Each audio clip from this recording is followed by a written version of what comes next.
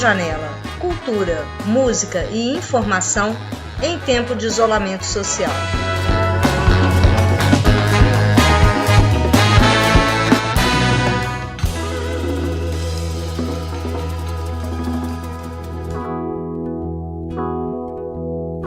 Contação de histórias com Beatriz Mirra. No começo não havia primavera, não havia outono, não havia verão, não havia inverno. Todos os dias eram dias de flores, eram dias de frutos, eram dias de chuva e de sol. As estações, elas não existiam. Tudo era governado por três grandes deuses. Zeus, o deus do céu e da terra, Poseidon, o deus dos mares, e Hades, o deus dos mortos. Desde que eles assumiram cada qual o seu reino, eles se propuseram a nunca se meter um no reino do outro. Ao contrário, cada um mandava e desmandava e o outro respeitava. Deméter era a deusa que garantia a vida na terra. Ela garantia os frutos, ela garantia as flores, ela garantia o alimento de todos os humanos. E Deméter vivia no Olimpo. Ela tinha uma filha que era um brinco, uma mulher maravilhosa, uma moça já mulher maravilhosa, Cora. E todas as manhãs, Cora fazia o seu ritual de passear pela terra, de colher as mais belas flores para depositar no altar de sua mãe, Deméter. E numa dessas manhãs, enquanto Cora colhia as flores, a terra se abriu e do fundo dela surgiu uma carruagem envolta em nuvens bem carregadas. Era Hades, o próprio Deus do reino dos mortos que subira. Dizem as más línguas que tudo foi obra de Afrodite e o Cupido. Eu não vou entrar nessa história, mas o fato é que quando Hades pousou os olhos sobre Cora, ele ficou completamente arrebatado pela sua beleza. E um Deus não pergunta, um Deus não pede, um Deus não convida, ele faz.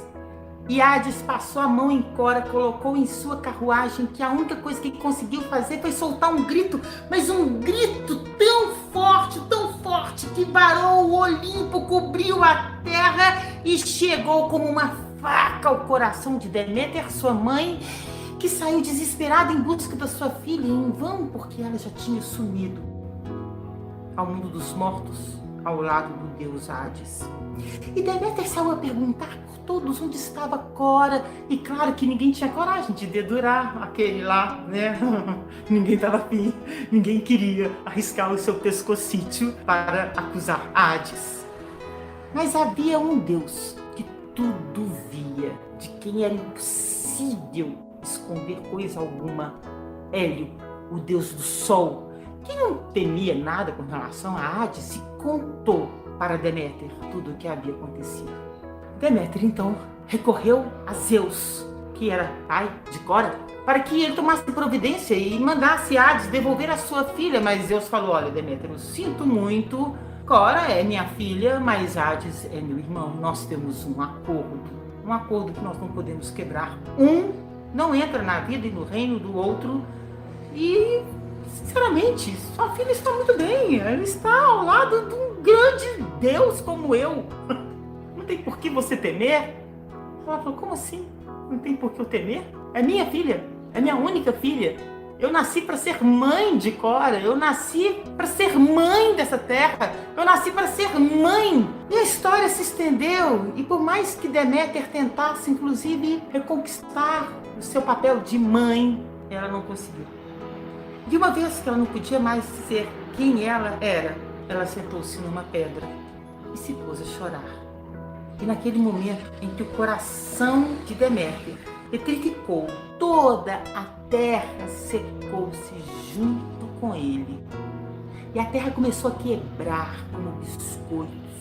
E os homens, por mais que eles andassem para um lado para o outro, eles não conseguiam encontrar alimento algum. Recorreram a Zeus, que vendo que a humanidade estava prestes a acabar por causa de Cora, por causa de Hades, por causa de um coração de mãe petrificado, arrasado, ele resolveu entrar num acordo com Hades e pediu que Hades consentisse que Cora visitasse Deméter, que fosse uma visita. Hades não tinha por que dizer não a Zeus. Um deus sabe muito. Então ele procurou Cora e lhe disse: Cora, desde que você chegou aqui, você não come nada, você deve estar com fome. Coma alguma coisa, que sejam grãos de romã. Por favor, faça isso, por mim, pela sua mãe, por você. E realmente Cora já estava com bastante fome e tomou em suas mãos alguns grãos de romã e os engoliu. O que ela não sabia é que quem come grãos de romã daquele lugar não sairá mais.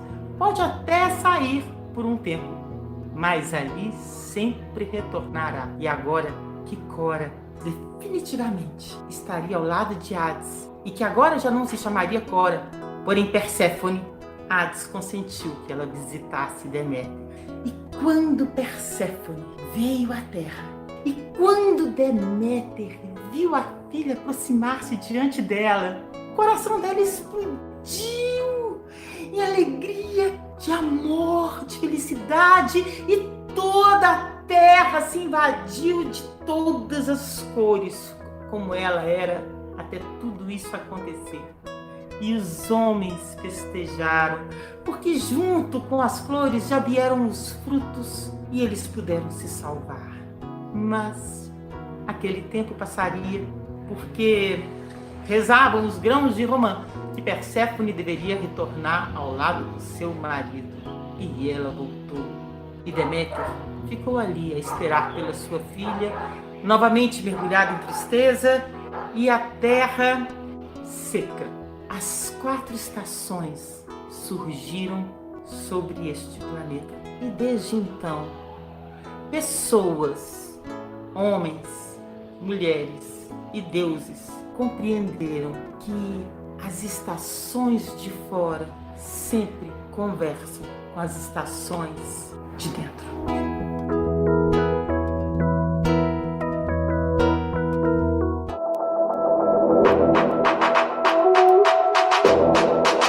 Informação. Queridas e queridos ouvintes da Rádio Janela, no mês de maio de 2020, criamos o primeiro programa da Rádio Janela. O nosso objetivo é levar informações úteis sobre a pandemia de Covid-19, sempre acompanhadas de ótimas histórias, brincadeiras e curiosidades e música brasileira da melhor qualidade. Agora, em dezembro, completamos 24 programas e, para celebrar, fazemos um balanço dos melhores momentos que passamos com vocês, moradores dos bairros Jardim Encantado, em São José da Lapa, Nossa Senhora de Fátima, em Sabará, Confisco, Céu Azul e Dandara, em Belo Horizonte. Agradecemos a participação das contadoras de história Beatriz Mirra, Suzene Furtado, Luciana Borges, Petra Bitter, Pamela, Sara Vilas, Lilian Gomes, Fernanda Xavier, Raquel Nogueira, Sheila e Flávia Davis. O programa contou com a colaboração de vários pesquisadores da UFMG. O professor Unaíto Pinambás, infectologista da Escola de Medicina, concedeu várias entrevistas, nas quais falou sobre a pandemia, as vacinas, a importância do SUS e diversos outros temas. E não vai ter vacina para todo mundo em 2021, né? Mesmo porque aí a notícia que eu falo é assim, que não tem condições de produzir 7 bilhões de doses. Nós somos 7 bilhões de pessoas no mundo. No Brasil, são 210 milhões de pessoas. Então, o mundo não tem como produzir 7 bilhões de doses. Então, o que nós vamos fazer? E eu tenho certeza que esses assessores técnicos, não só daqui do nosso PNI, mas da OMS, de todos os órgãos sanitários internacionais, eles vão priorizar quem vai ser vacinado primeiro, segundo, terceiro, quarto. Com certeza, né, já está no primeiro escalão, vamos dizer assim, na primeira, vamos dizer, eles gostam de falar muito, primeiro lote, né, primeiro lote de vacinas, deverão ser aqueles trabalhadores essenciais, aí incluindo os trabalhadores e as trabalhadoras da saúde, né, aquelas pessoas que estão vulnerabilizadas para uma doença mais grave, né, as pessoas acima de 65 anos de idade, pessoas com hipertensão, diabetes, problemas do pulmão, problema renal, e eu vi uma coisa que me deixou muito feliz, que também os professores e professoras serão considerados como trabalhadores essenciais. E, claro, nós somos, sim, trabalhadores essenciais. A partir daí, com a produção mais intensa sim, das doses, nós vamos atingindo a população menos vulnerável, jovens, crianças, até a gente espera, até no final de 2022, vacinar toda a população mundial. É assim a nossa expectativa. Nosso programa também contou com ricas entrevistas com profissionais que atuam em diversos campos fundamentais para a nossa sobrevivência e formação. Agricultores, garis, enfermeiros, motoboys, promotores de cultura e professores da rede fundamental de ensino. Essas 450 famílias que estão aqui, elas vivem, trabalham e produzem nesse território há mais de 20 anos. O que nós passamos aqui foi um grande crime cometido pelo governo do estado, de realizar um despejo ilegal, primeiro porque no meio de uma pandemia, de uma crise de saúde pública, expor todas as famílias a um risco de contaminação, forçando uma aglomeração, porque as famílias foram forçadas a sair de suas casas, sair do isolamento para defender o seu território, realizando um despejo ilegal também, porque existia uma certa área determinada judicialmente a ser reintegrada. As tropas da PM que vieram para cá vieram para reintegrar, para invadir uma área para além da decisão judicial. Então, nós tivemos uma atrocidade cometida, que foi a demolição da escola Eduardo Galeano. Então, o governo do estado não coloca investimentos para construir escola. Os trabalhadores do campo sempre tiveram esse direito negado à educação, e no meio de uma pandemia desloca recursos e tropas para demolir uma escola, que educou muitos trabalhadores aqui, crianças que estudavam. Esther nos mostrou a importância dos agricultores, do movimento dos trabalhadores sem terra para a produção de alimentos saudáveis, e como a solidariedade é uma marca fundamental do movimento. Então, durante o período da pandemia, o Movimento Sem Terra, a partir de seus acampamentos, assentamentos, doou muitas toneladas de alimentos em todo o Brasil, entendendo que nesse momento difícil para todos de isolamento, muitos sem trabalho, sem ter acesso a um alimento de qualidade, e assim estar impossibilitado também de cuidar de fato da sua saúde. Então, essa ação de doação de alimentos, ela foi o que nós, enquanto movimento, pensamos ser prioridade nesse momento, Nossos agradecimentos aos entrevistados que participaram do informativo: Fernanda, da Maria Filipa, Analise Fernandes, Yuri, Ricardo, Solange, Maxwell, Esther, Ricardo Simões, Unaíto Pinambás, Júnia, Fernanda Basílio e Bruno Lazzarotti. A partir do dia 20/12, entraremos em recesso e retornaremos em fevereiro.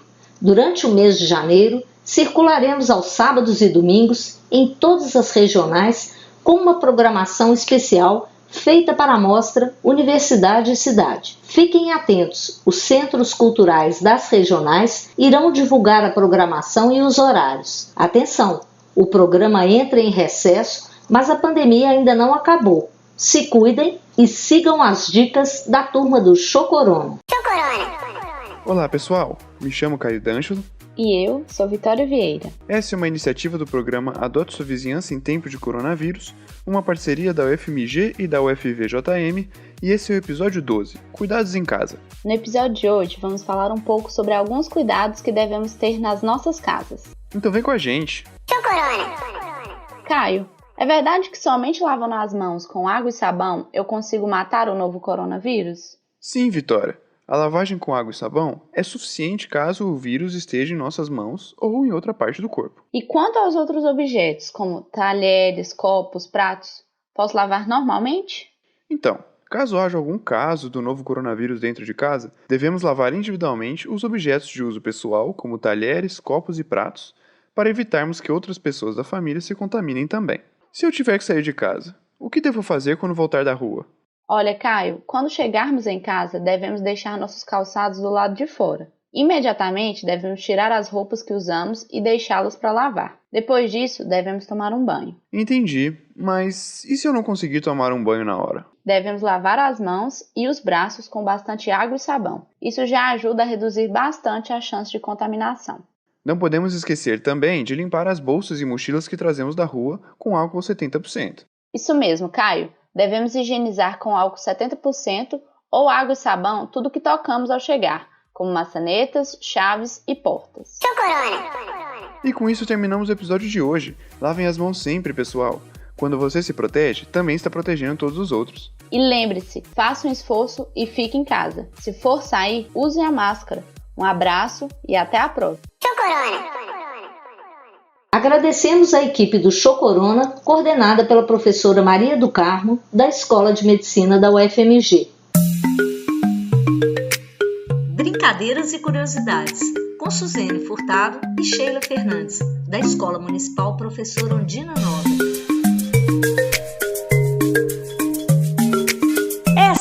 Extra! Notícias do mundo das vacinas.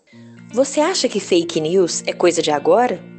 Bem, o nome pode até ser, mas não é de hoje que informações falsas circulam entre a população causando sérios danos. No início do século passado, em 1904, o Rio de Janeiro, que na época era a capital do Brasil, passou por uma onda de fake news. O Rio de Janeiro sofria uma epidemia seríssima de varíola. Para conter o avanço da doença, só mesmo vacinando toda a população. Mas como a vacina era feita a partir de pústulas de vacas doentes, logo foi criado o boato de que quem fosse vacinado ficaria com cara de boi. Você pode achar isso engraçado agora, assim como as gerações futuras acharão engraçado alguns negarem hoje a ciência e não desejarem vacinar-se contra a Covid-19. Voltando a 1904, o médico Oswaldo Cruz declarou a vacina obrigatória para toda a população e só quem comprovasse estar vacinado conseguiria contrato de trabalho, matrícula em escola, certidão de casamento e outros documentos. A população então se rebelou, produzindo gritaria nas ruas, assaltos, violência. Houve 945 prisões, 110 feridos, 30 mortos, 461 deportados.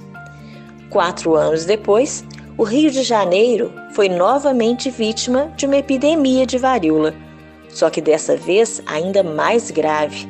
A população inteirinha correu então para vacinar, comprovando que a ciência estava certa desde o começo. Agradecemos a Suzene Furtado e Sheila Fernandes pelas brincadeiras e curiosidades.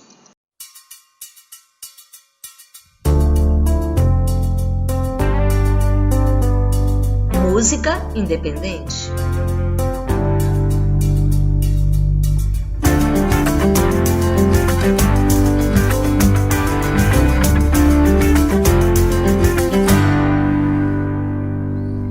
Sou poeta, guerreiro e caçador, criança, criatura e criador do meu caminho.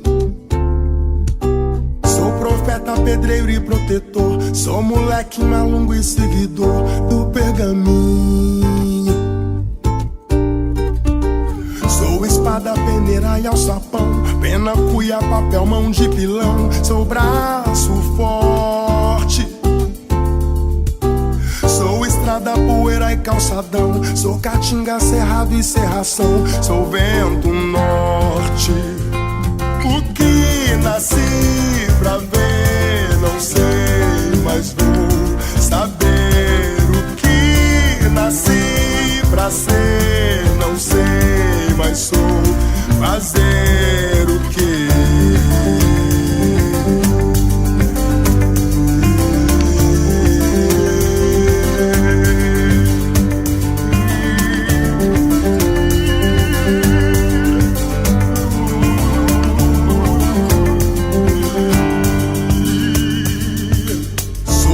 Macumbeiro e rezador, porta, ponte, passagem e pastor de carneirinhos. Sou conde, candeeiro e caldeirão, sou batuta, bateia e comunhão de pão e vinho. Sou vulcão, ventania e vapor,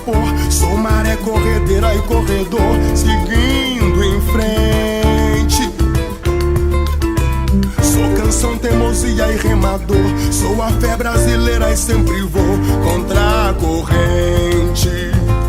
O que nasci pra ver, não sei, mas vou saber. O que nasci pra ser, não sei, mas sou. Fazer o que nasci pra ver, não sei, mas vou saber. O que nasci pra ser, não sei, mas sou. Fazer o que?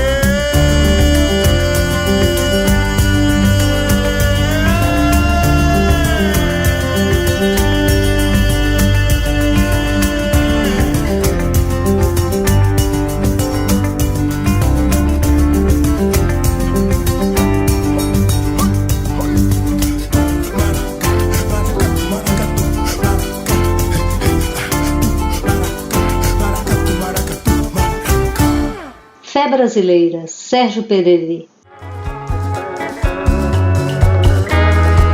Agradecimentos aos músicos Lucas, da banda Iconile, Samuel, da banda B Quadros, Maurício Tizumba, Sérgio Pererê, Dudu Nicásio, Rubinho do Vale e a banda Juventude MST.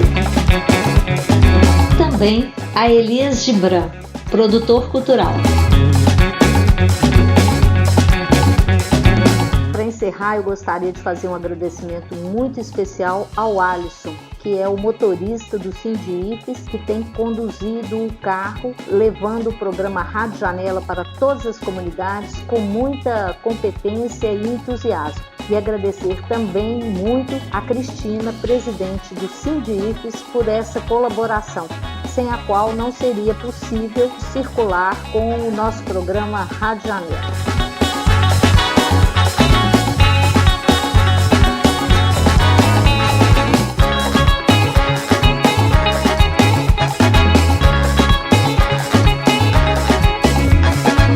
Projeto Covid-19, Carro Biblioteca, Escola de Ciência da Informação. Coordenação, Marina Cajaíba e Maria Guiomar Frota. Rádio Janela, direção e apresentação, Maria Guiomar Frota. Produção, Luana Bose, Gilma Pereira e Marina Cajaíba. Edição, Ricardo Lima. Trilha, Iconile. Trilha incidental, B Quadros. Apoio, Sindifes.